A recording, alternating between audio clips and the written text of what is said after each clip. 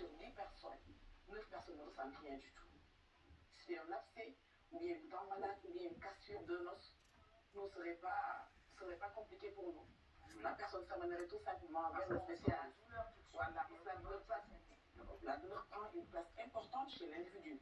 Quand vous avez de la douleur, vous ne ressentez plus rien. C'est alerte. Vous ne vous occupez que de ça.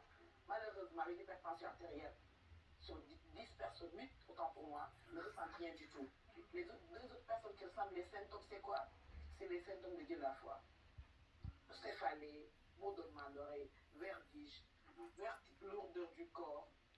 Vous dites que c'est pas grave, j'ai mal dormi, je suis fatiguée, j'ai un cérémonie, voilà. Effectivement. Ceux qui viennent pour les symptômes viennent pour des céphalées intenses, et ça c'est rare, c'est une personne sur 10. Donc vous comprenez nettement qu'il y a un sous-diagnostic. Et dans l'hypertension artérielle, là où le bas blesse, c'est que sur 10 personnes, 7 personnes ne savent pas hypertendues au Sénégal. Mais comment le savoir? Il faut dépister.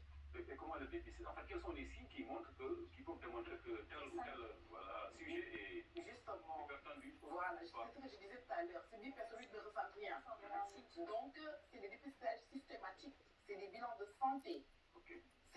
On prend soin de notre corps. C'est une fois au moins par an chez le médecin. On vous dit au moins vos chiffres. Okay. C'est une fois au moins tous les 6 mois à la pharmacie, on vous dit vos chiffres tensionnels. D'ailleurs, c'est l'objectif du thème. Bien mesurer sa pression artérielle avec précision et bien contrôler ses chiffres. Mais je vous disais tout à l'heure, sur 10 personnes, 7 personnes ne ressentent rien du tout. Donc c'est l'hypertension aujourd'hui qui expliquerait cette recrudescence d'AVC. D'AVC, de dialyse, de crise cardiaque, de cécité, de cérébralité hypertensive, de tout ce que vous voulez. Parce qu'il y a des comorbidités, effectivement, avec le diabète, la dyslipidémie, les syndromes métaboliques, on ne peut pas s'échapper.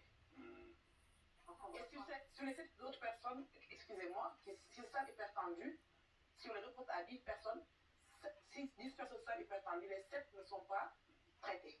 Il n'y a que 3 qui sont traitées. Ah, parce qu'elles ne savent pas qu'elles sont hypertendues. Non, sur les 10 personnes qui se savent hypertendues, les 7 ne sont pas traitées. Pourquoi? Qu'est-ce qui expliquerait cela?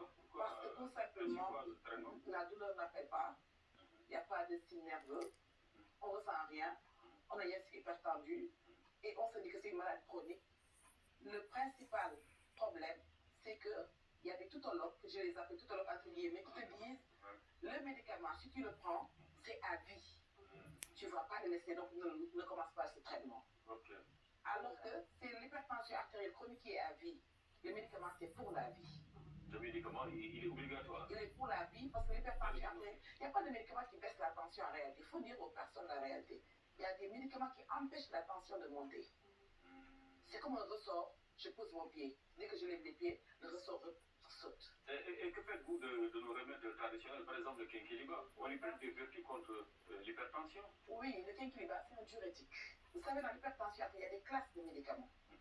Les classes de médicaments, il y en a au moins 5 ou 6 principales classes qui sont bien individualisées, bien connues.